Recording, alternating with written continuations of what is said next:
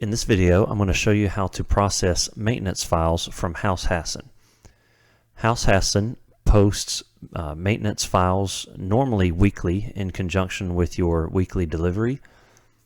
They will be posted on the day that you receive that delivery, so you could make it a habit to process those maintenance files on that day. To run those, you go to Inventory. At the bottom left, click Manufacturer Maintenance Files. This takes a little setup, but once we have it set up in your system, you should see House Hasson Maintenance and your line code that you have in your system.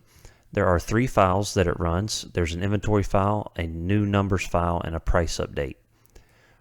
There are 2 options on the inventory file. You can leave this checked to post inventory directly from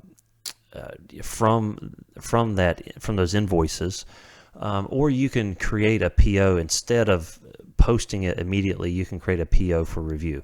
So you can, if you want to look over it first before it actually posts in the inventory, you can check that instead.